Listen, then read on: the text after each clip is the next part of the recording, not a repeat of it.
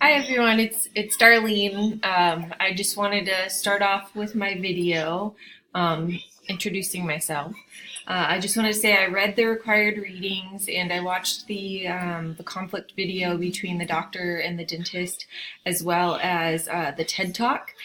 And I just wanted to comment that on the TED Talk, it seemed the main issue was they were having a lack of communication. All of his doctors were having a lack of communication with each other. Each doctor had prescribed him a different medication for the same thing, and he ended up suffering with heart palpitations because he was on 3 different medications for the same thing, and it wasn't until he was at the hospital with the heart palpitations that the nurse recognized, hey, he's on these 3 medications that are all used to treat the same thing, and that's what's causing your problem. So there's a lack of communication because the doctors are so focused on a specific part of him instead of communicating with each other or focusing on him as a whole.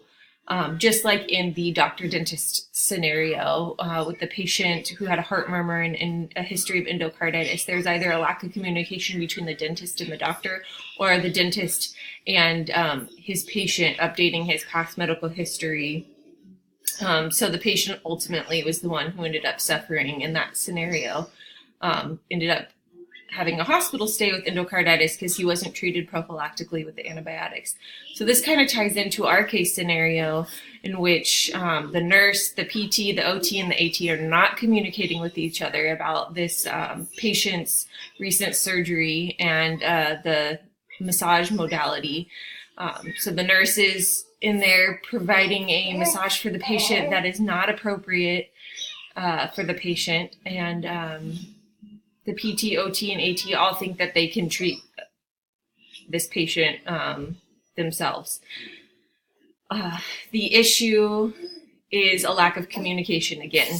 The article that we had to read, what is the name of it? Creating High Performance Interprofessional Teams says that trust is a foundation in building an interprofessional team, and it seems like this team does not have any trust in each other, and they're not communicating with each other. And it says one of the ways that you could build trust in your relationship with your interprofessional team is to put yourself in their shoes and view the patient from their scenario and actually know what each of your team members' responsibilities are and their scope of practice. So that's kind of something that we, learned with our last assignment together, was the scope of practice of each of our professions, which was really nice because it helps us build trust with each other. So doing that, I think, will help the team communicate better about various things. Sorry, I forgot how lost for words. Also, we were supposed to do the personality test, and it came out that I was an INFJ, which is introverted, intuitive, feeling, and judging. And 3 of the questions we were asked was, what does your results say about your ability to manage and lead effectively? INFJs are considered doers, but they're also considered dreamers. They struggle between having a big vision and being practical and idealistic. So that's not necessarily a bad thing because they have a big vision, but they're realistic about the vision and obtaining goals. And it says INFJs have a genuine interest in people and are system builders of humans and human values. And I think that's very important in a leader, being able to be empathetic and supportive of each of the members of your team.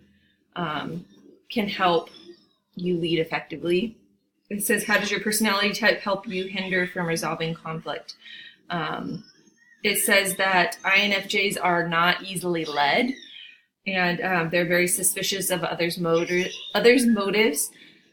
So I think going back to that article with learning to trust your team members and putting yourself in their shoes and knowing their roles, that can help develop my post-professional studies and engage myself in controversial topics. Sorry for the really long video. Look forward to hearing all your guys' videos. Bye.